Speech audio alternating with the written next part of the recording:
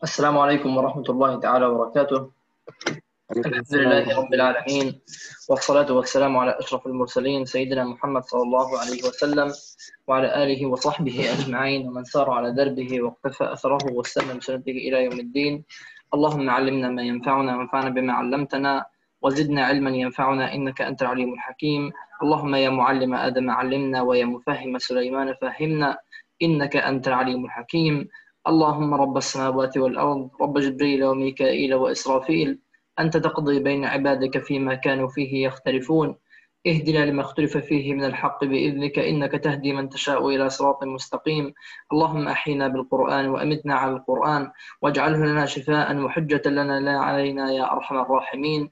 اللهم لك الحمد بالإسلام ولك الحمد بالإيمان ولك الحمد بالقرآن ولك الحمد بالمال والأهل والمعافاة. لك الحمد أبدا أبدا، لك الحمد ظاهرا وباطنا، لك الحمد أولا وآخرا، لك الحمد قائمين، لك الحمد قاعدين، لك الحمد في كل وقت وحين. اللهم لك الحمد يا أرحم الراحمين.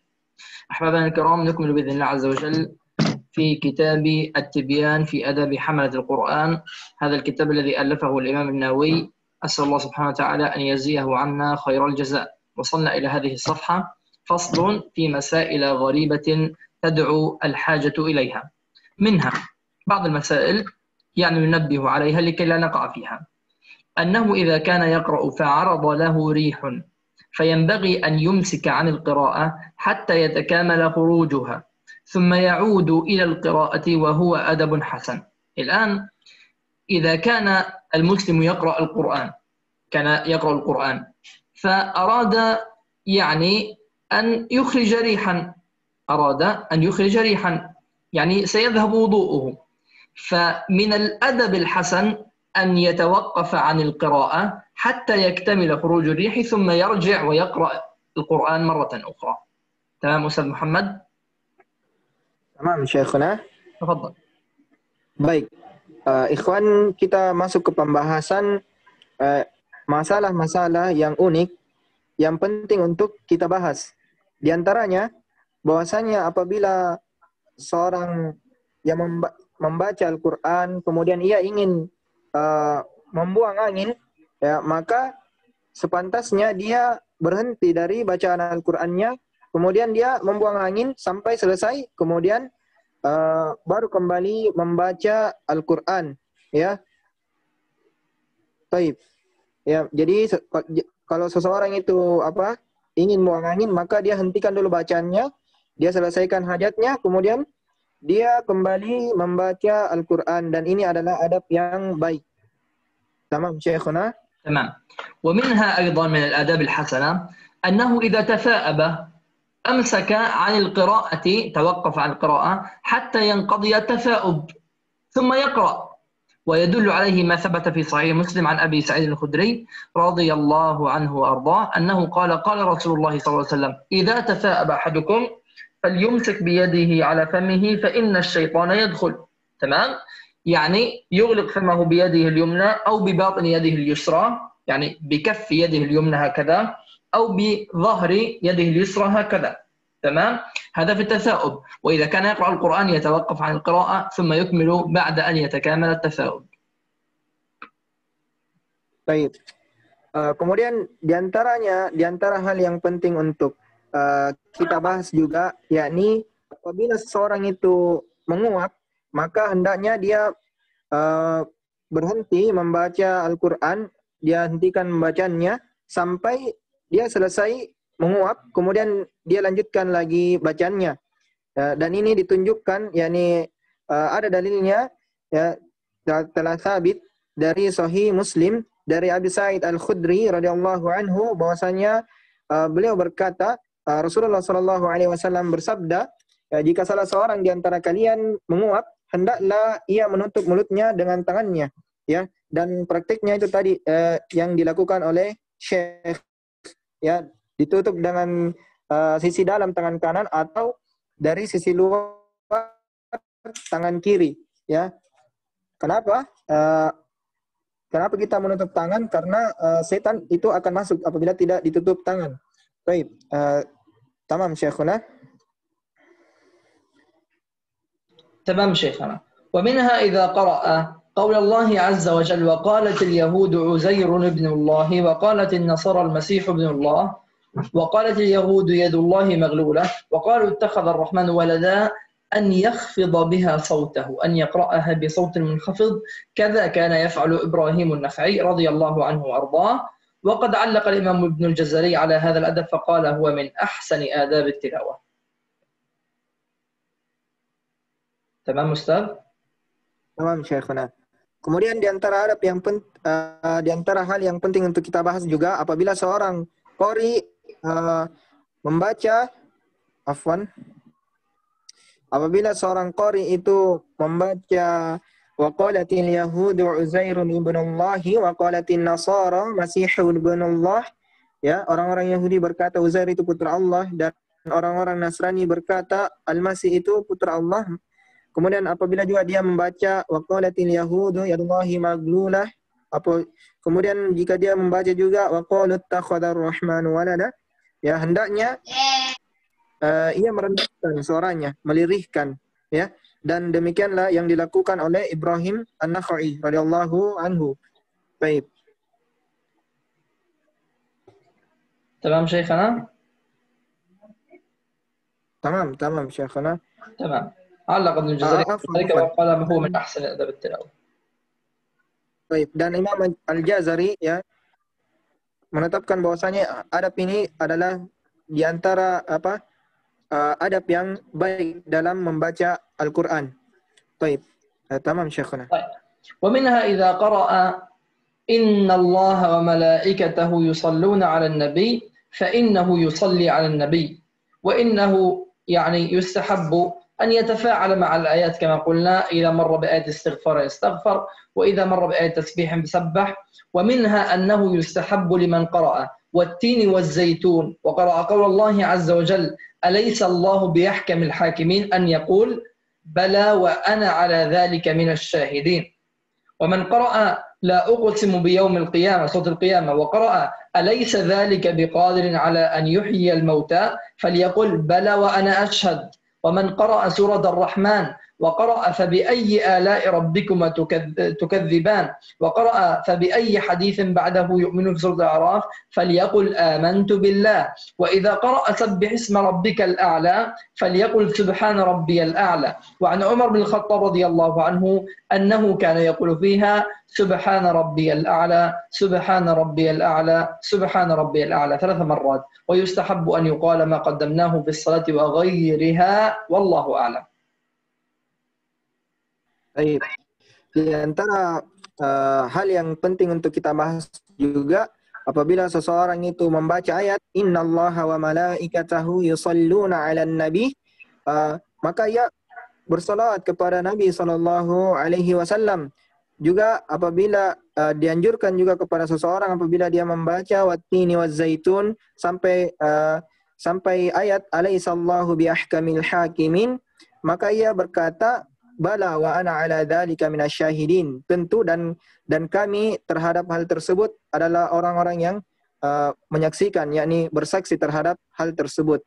Kemudian waman qara'a akhar la uqsimu biyaumil qiyamah sampai ayat alaysa dzalika biqadirin ala an yuhyiyal mauta, maka ia berkata bala wa ana asyhadu, ya, tentu dan kami menyaksikan, ya. Waman qara, dan siapa yang membaca juga ayat fabi ayyi ala'i rabbikuma tukadziban, ya, atau fabi ayyi haditsin ba'dahu yu'minun, maka ia berkata amantu billah, saya beriman kepada Allah.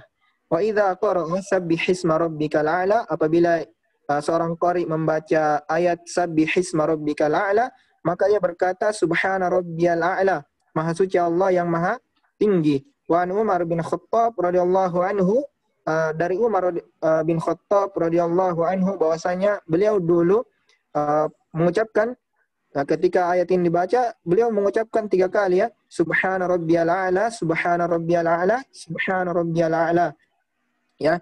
Kemudian dianjurkan juga mengucapkan apa-apa yang mengucapkan hal tersebut di dalam solat ataupun di luar solat, ya, apa yang tadi kita bahas. Wallahu alam. والله أعلم.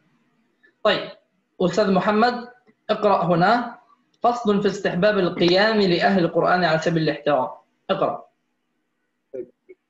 فصل في استحباب القيام لأهل القرآن على سبيل الاحترام إذا ورد على القارئ من فيه فضيلة من علم أو صلاح أو شرف أو سن مع صيانة أو له حرمة بولاية أو ولادة أو غيرها فلا بأس بالقيام له على سبيل الاحترام والإكرام لا للرياء والإعظام بل ذلك مستحب وقد ثبت القيام للإكرام من فعل النبي صلى الله عليه وسلم وفعل أصحابه رضي الله عنهم وحضرته وبأمره من فعل التابعين ومن بعدهم من العلماء الصالحين.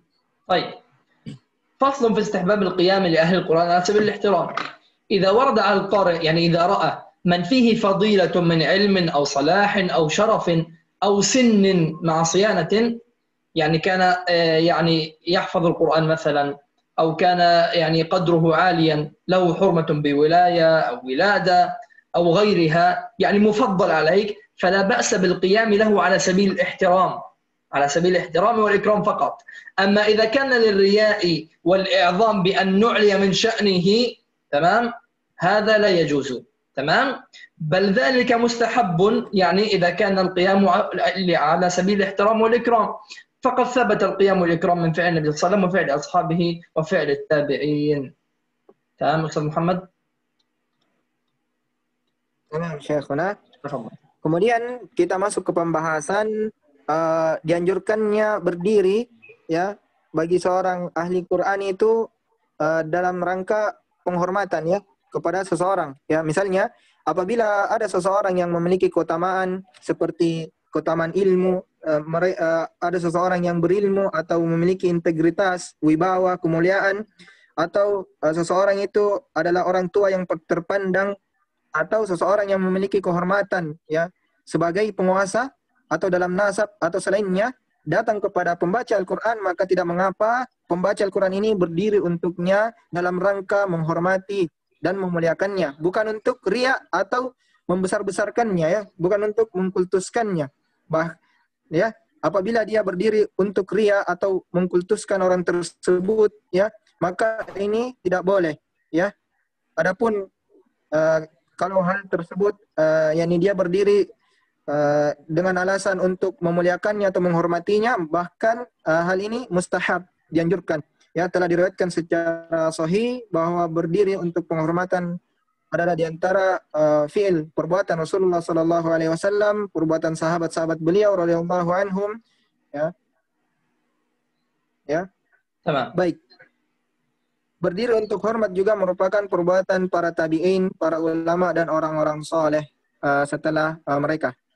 Baik, tamam Syekhuna. Jazakallahu khair, barakallahu fiik. Abu Bassam, assalamualaikum. Waalaikumsalam Syekh. اقرأ فصل في أحكام السلام في أثناء القراءة. في أحكام السلام في أثناء القراءة. إذا كان يقرأ ماشيا فمر على قوم يستحب أن يقطع القراءة ويسلم عليهم ثم يرجع إلى القراءة ولو أعاد التعوذ كان حسنا، ولو كان يقرأ جالسا فمر عليه غيره فالأولى ترك السلام على القارئ لا اشتغاله بالتلاوة. قال فإن سلم عليه إنسان كفاه الرد بالإشارة، وإن أراد الرد باللفظ جاز ثم يعيد الاستعاذة ويكمل التلاوة. وأما إذا عطس في حال القراءة فإنه يستحب أن يقول الحمد لله، وكذا لو كان في الصلاة، ولو عطس غيره وهو يقرأ في غير الصلاة وقال الحمد لله يستحب أن يشمته فيقول يرحمك الله. ولو سمع المؤذن قطع القراءة وأجابه بمتابعته في ألفاظ الأذان والإقامة ثم يعود إلى قراءته. وأما إذا طلبت منه حاجة فيها للقراءة وأمكنه جواب السائل بإشارة المفهمة وعلم أنه لا ينكسر قلبه ولا يحصل له شيء من الأذى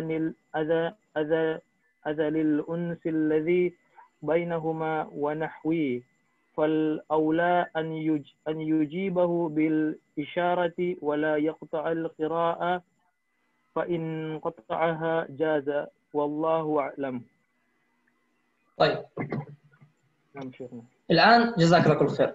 فصل في أحكام السلام في أثناء القراءة. الآن أنا أقرأ القرآن، تمام، وأنا أمشي، تمام، ومررت على قوم، يعني مررت على قوم يستحب أن يقطع القراءة ويسلم عليهم. يعني مثلا كنت أقرأ المصحف أو كنت أقرأ من حفظي ومررت على قوم يستحب أن أغلق المصحف وأن أرد عليهم السلام، ثم يرجع إلى القراءة مرة أخرى، ولو أعاد التعوذ كان حسنا. هذا يعني الأمر الأول. تمام أستاذ محمد؟ Tamam Syekhuna. اشرح. Baik, kemudian kita masuk. Baik. Baik, kemudian kita masuk ke pembahasan beberapa hukum terkait membaca Al-Quran dan menjawab salam. Ya, apabila seseorang membaca Al-Quran dan ia sedang berjalan, kemudian ia melewati sekelompok orang, maka dianjurkan untuknya menghentikan bacanya dan mengucapkan salam kepada mereka. Ya, misalnya seseorang itu ya berjalan ya sambil memegang mushaf, dia membaca dan melewati sekelompok orang, maka dianjurkan baginya untuk menutup mushafnya, memberhentikan bacaannya dan memberi salam kepada mereka. Setelah itu ia kembali melanjutkan bacaannya, dan apabila dia mengulangi ta'awud, maka itu hal yang baik. Baik, tamam Syekhuna. طيب الآن لو كان يقرأ جالسا، يعني لم يكن يمشي، كان يقرأ جالسا فمر عليه غيره، فالأولى يعني الآن غيره مر عليه ورد السلام عليه وهو يقرأ وهو جالس، الأولى ترك السلام على القارئ، ينشغل بالتلاوة، يعني الأولى ألا يرد السلام. قال وإن سلم عليه إنسان كفاه الرد بالإشارة، ممكن أن يفعل هكذا فقط ويكمل القراءة. تمام؟ يعني أنا أقرأ القرآن وأنا جالس وأتى واحد ورد علي السلام، ممكن أن أفعل هكذا وأكمل قراءتي. تمام؟ وإن أراد الرد باللفظ جاز، لو أغلق المصحف وقال وعليكم السلام ورحمة الله تعالى وبركاته ثم يعيد الاستعاذة، هذا أيضا جائز. تمام أستاذ محمد؟ تمام شيخنا. يعني الأولى أن يترك السلام باللفظ لأنه منشغل بالقراءة، وإن سلم بالإشارة جاز، وإن سلم باللفظ أيضا جائز. Baik. Kemudian apabila seseorang itu membaca Al-Quran dalam keadaan duduk, ya sambil duduk, kemudian ada orang lain yang melewatinya dan memberi salam kepadanya, ya, maka hal yang paling utama adalah ia tidak mengucapkan salam kepada pemberi salam tersebut karena ia sedang sibuk dengan bacaan Al-Qur'annya, ya. Namun apabila ia mengucapkan ia menjawab dengan isyarat, ya, maka ini dibolehkan. Walau jikalaupun dia mengucapkan dengan lafaz tanpa isyarat, ini juga dibolehkan, ya, dibolehkan. Akan tetapi hal yang paling utama tidak menjawab salamnya dan sibuk dengan bacaan Al-Quran tersebut. Baik. Tamam Syekhana? Baik. Akan tetapi lebih baik menurut kami adalah dia menjawab salam tersebut kemudian dia melanjutkan bacaannya. Baik. Barakallahu fikum. Tamam Syekh. طيب الآن إذا عطس في حال القراءة، عطس، تمام، فإنه يستحب أن يقول الحمد لله، وحتى لو كان في الصلاة، يعني يقرأ بالصلاة عطس يقول الحمد لله، لكن يعني في سره. ولو عطس غيره وهو يقرأ في غير الصلاة يعني كان يقرأ منفردا وقال الحمد لله، يستحب أن تشمته فتقول له يرحمك الله. تمام؟ أستاذ محمد؟ تمام Syekh. واضح الآن؟ Wabih. Alhamdulillah. تفضل.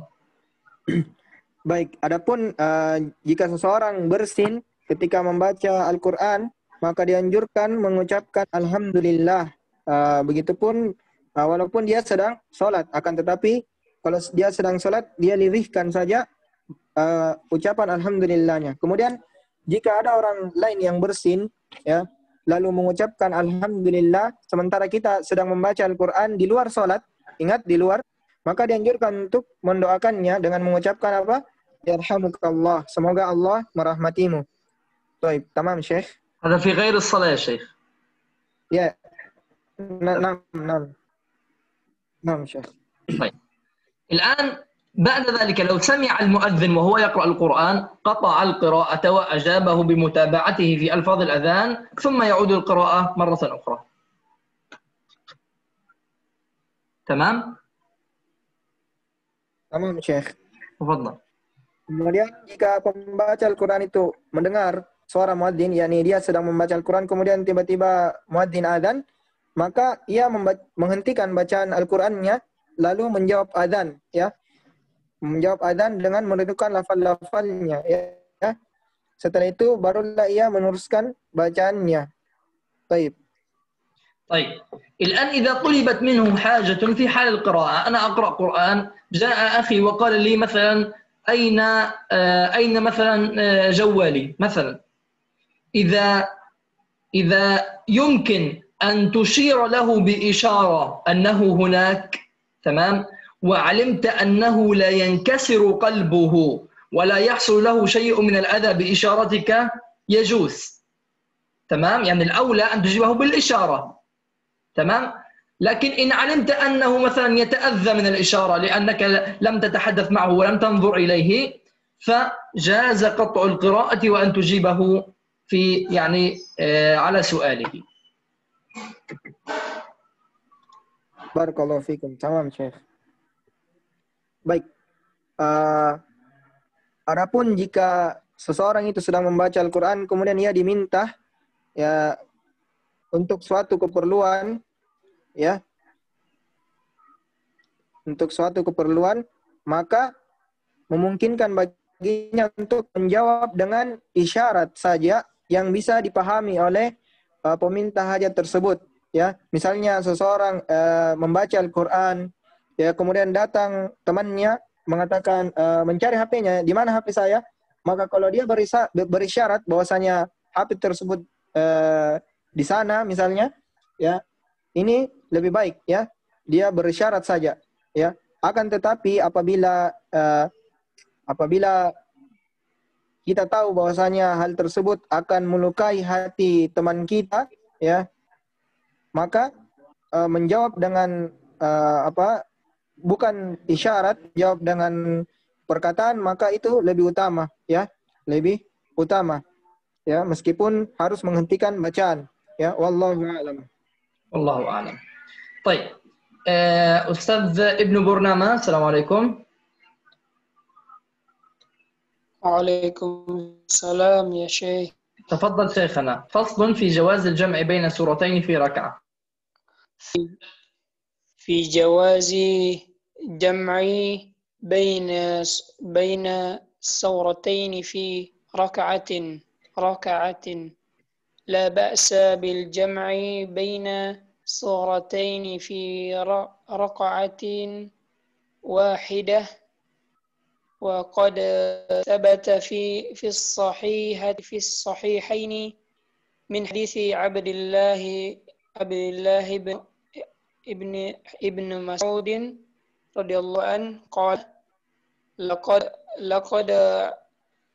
لقد عرفت الظاهر التي كان رسول الله صلى الله عليه وسلم يقرن بينهن فذكر عشرين سورة من المفصل كل سورتين في ركعة وقد قدمنا عن جماعة من السلف قراءة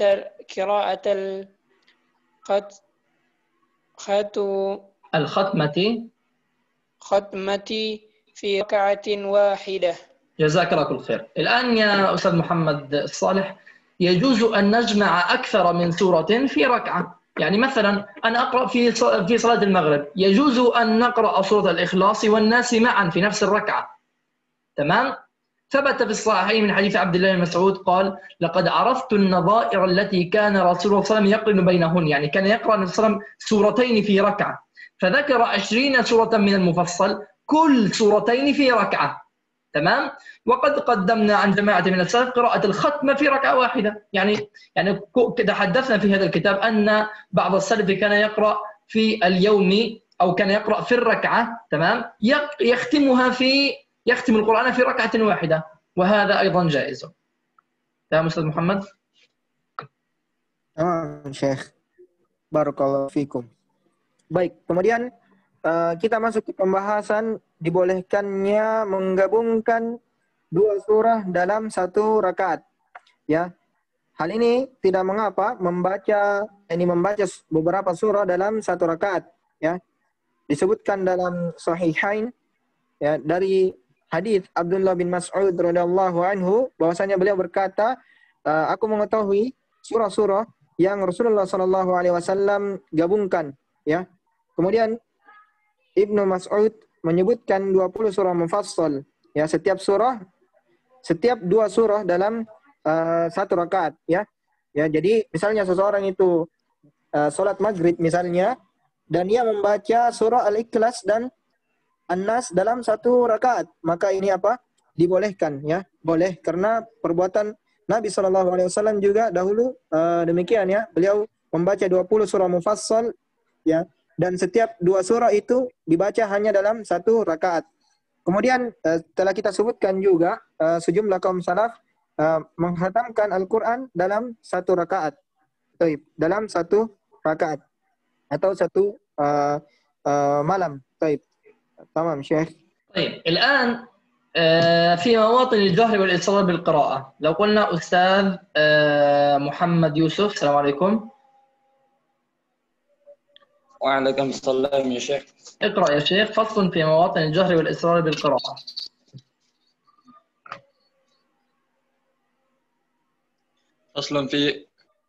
فصل في مواطن الجهر والإصرار بقراءته. أجمع مسلمون على استحباب جهر بالقراءة في الصبح والجمعة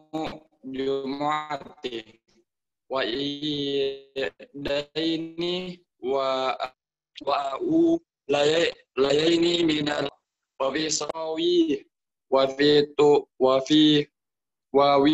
ووتر عقيبها، وهذا مستحب لإمام ومنفرد بما ينفرد به منها، وأما المأموم فلا يجهر بالإجماع، ويسن الجهر في صلاة كسوف القمر، ولا يجهر في كسوف الشمس، ويجهر في الاستسقاء، ولا يجهر في جنازة إذا صليت بالنهار، وكذا في الليل على المذهب صحيح محتر. ولا يجهر في نوافل النهار غير ما ذكرناه من الإيدين والاستسقاء. ولو فاتته صلاة بالليل فقضاها بالنهار أو بالنهار فقضاها بالليل، فهل يعتبر في الجهر والإسرار وقت فوات أم وقت قضاء؟ فيه وجهان أصحابنا أظهرهما الاعتبار بوقت قضاء ولو جهر في موضع الإصرار أو أصر في موضع الجهر فصلته صحيحة. تقبل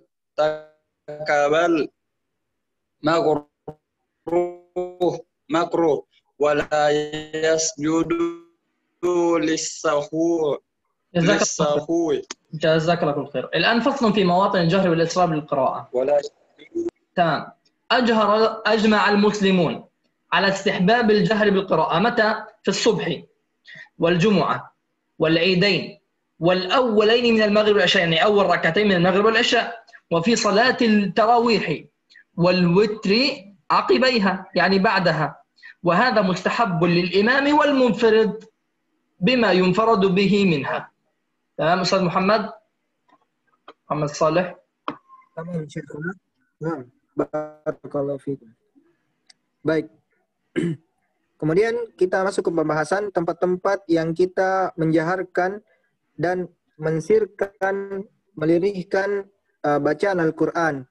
Baik, kemudian sepakat kaum muslimin tentang dianjurkannya mengeraskan bacaan ya pada salat subuh, salat Jumat, dua salat Idul Fitri, yakni Idul Fitri dengan dua salat Id, Idul Fitri dan Idul Adha, ya. Baik, dan pada dua rakaat pertama salat Maghrib dan salat Isya, ya. Dan di salat Tarwih dan salat Witir, ya, setelah salat Tarwih. Baik, amalan ini hukumnya mustahab, ya, bagi imam dan seseorang yang sholat sendirian, ya, seseorang yang sholat sendirian. Baik, tamam Syekh. الآن المأموم ليس المأموم فلا يجهر بالإجماع.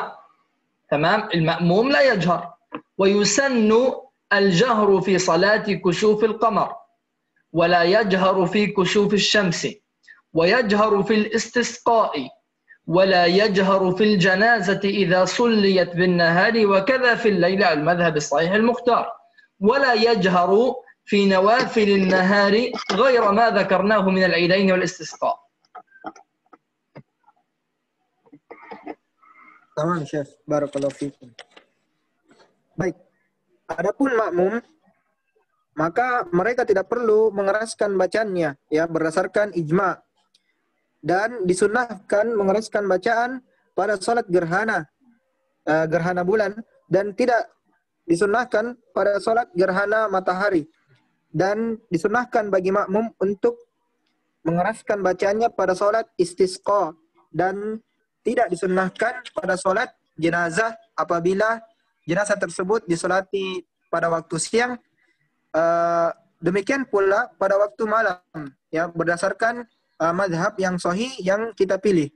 Baik, dan tidak disunnahkan mengeraskan bacaan pada salat nafilah, salat sunnah yang dikerjakan pada siang hari selain salat yang tadi kita sebutkan, yakni salat Id dan salat istisqa. Tamam Syekhuna, barakallahu fiik. ولو فاتته صلاة بالليل فقضاها بالنهار أو بالنهار فقضاها في الليل. يعني مثلا الآن يريد أن يصلي مثلا صلاة سنة العشاء، يريد أن يقضيها بالنهار، تمام، أو بالنهار فقضاها بالليل.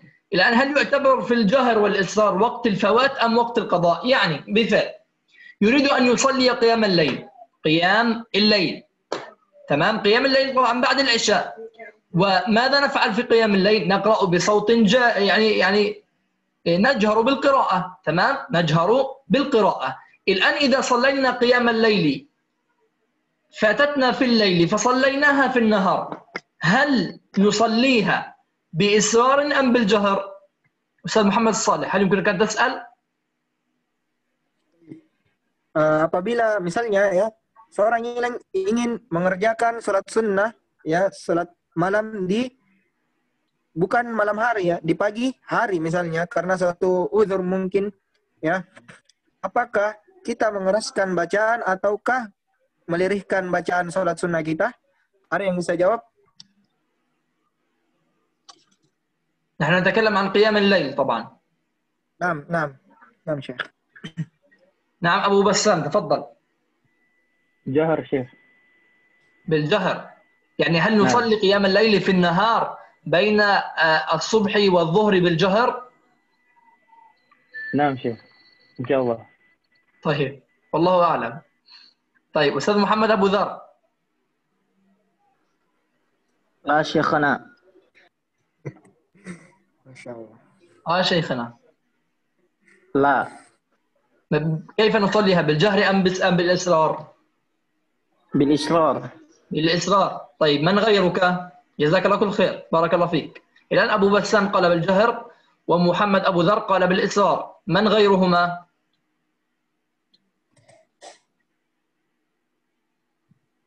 ماذا تقول أستاذ محمد الصالح أنت؟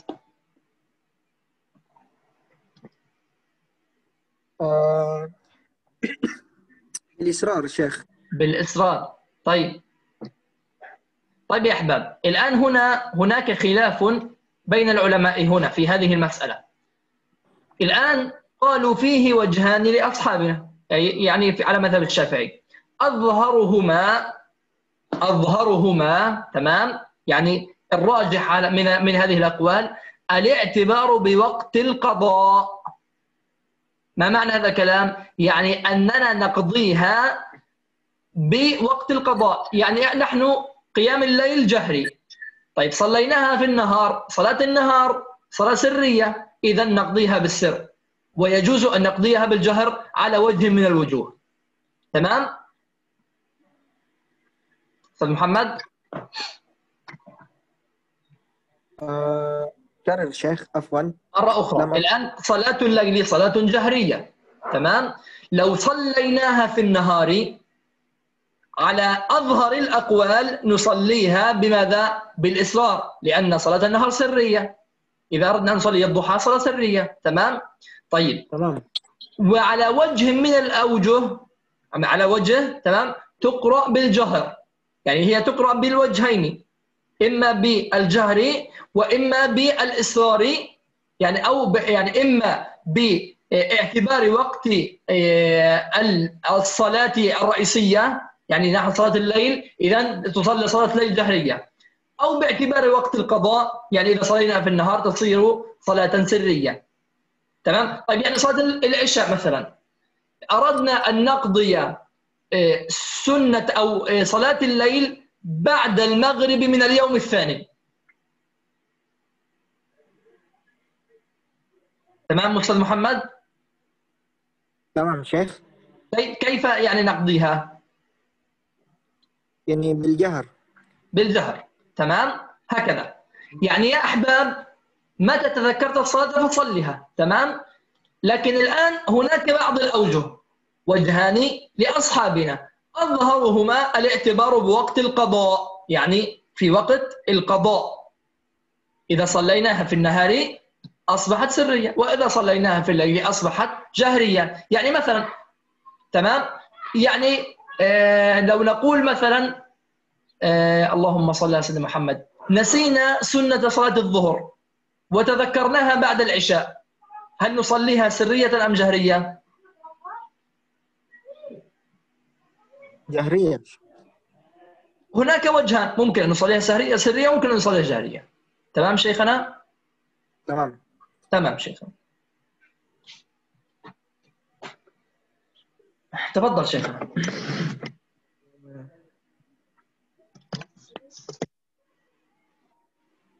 Ustaz Muhammad Saleh. Baik.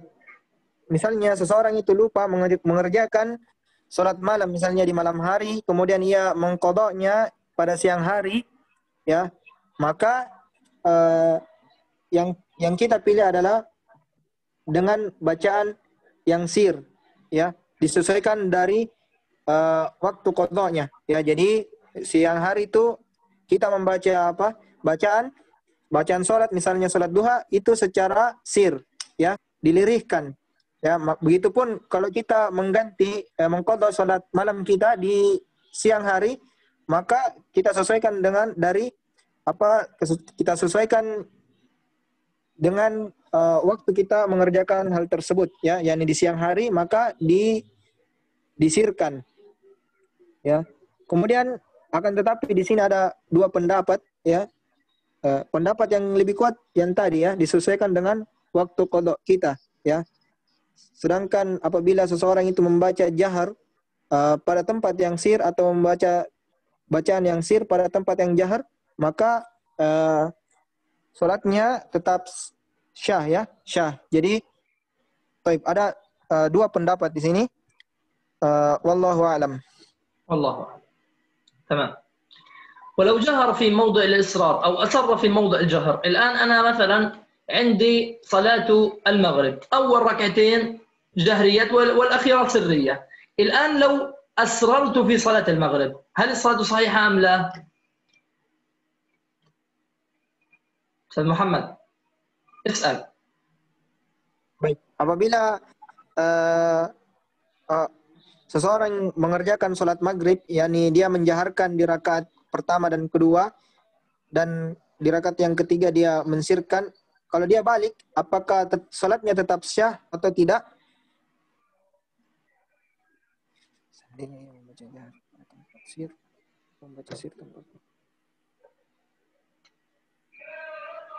يا أحباب، هل الصلاة صحيحة أم لا؟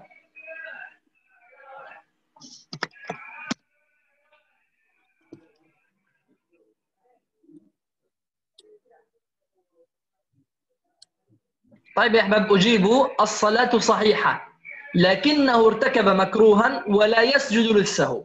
هذا يعني الذي فعله مكروه والصلاة صحيحة ولا يسجد للسهو. تمام أستاذ محمد؟ Baik, tamam. Ya, jadi jawabannya apa? Salatnya tetap sah, ya. Hanya saja dia apa? Mendekati hal yang makruh, ya, makruh. Dan tidak disyaratkan baginya untuk sujud sahwi, ya. Tidak perlu sujud sahwi jika mengerjakan hal tersebut. Barakallahu fikum. طيب بعد ذلك عندنا آخر شيء سنأخذه اليوم تنبيه. واعلم أن الإصرار في القراءة والتكبيرات وغيرهما من الأذكار هو أن يقوله بحيث يسمع نفسه، يعني يقوله بصوت مسموع ليس جهريا، بصوت مسموع، ولا بد من نطقه بحيث يسمع نفسه إذا كان صحيح السمع لا عارض له، فإن لم يسمع نفسه لم تصح قراءته ولا غيرها من الأذكار بلا خلاف، وهذه نفيسة يتأكد الانتباه لها لأهميتها ولغفلة كثير من الناس عنها. يعني يا أحباب، الآن عندما نقول مثلا الله أكبر، تمام، في صلاة يعني الظهر أو العصر مثلا، تمام، يجب أن أسمع نفسي.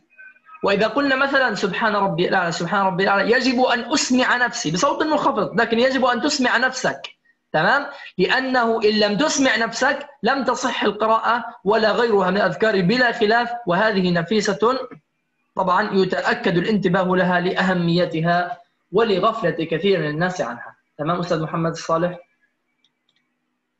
Syekhana, barakallahu fikum. Baik, kemudian tanbih, yakni penting untuk kita ketahui bahwasanya yang dimaksud dengan melirihkan bacaan Al-Quran, ya, dan takbir-takbir atau zikir-zikir lainnya adalah dengan membacanya dengan suara yang bisa didengar oleh diri kita sendiri. Ya. Minimal bisa didengar oleh diri kita sendiri. Ya, jadi kita harus melafadzkan bacaan tersebut ya yang bisa didengar oleh diri kita sendiri. Ya, jika pendengaran kita sehat dan tidak ada yang menghalanginya. Ya. Dan adapun jika ia tidak mendengarnya, maka bacaan Al-Quran dan zikir-zikir lainnya itu tidak sah. Ya, tidak sah. Jadi misalnya seseorang sholat, ya, dia bertakbir Allahu Akbar dalam sholat zuhur atau sholat asar, ya, maka harus didengar oleh dirinya sendiri, ya, harus didengar oleh dirinya sendiri. Jadi tidak dibaca dalam hati, ya, tidak dibaca dalam hati. Baik, begitupun pada doa dalam sholat, misalnya subhanakallahumma wa bihamdik, subhana rabbiyal a'la, ya, dia harus mendengarnya oleh dirinya sendiri dan tidak dibaca dalam hati, ya, tidak dibaca dalam hati. Dan ini adalah perkara yang sangat penting, ya, karena banyak orang lalai terhadap perkara tersebut, ya. Baik, barakallahu fiikum. Tamam, Syekh. طبعا يا شيخنا بالنسبة للأسئلة، يعني إذا أراد أحدكم أن يسأل سؤال يرسل لي رسالة على المجموعة إن شاء الله عز وجل، وأنا أجيبه بإذن الله عز وجل. تمام شيخنا؟ بارك الله فيكم. قل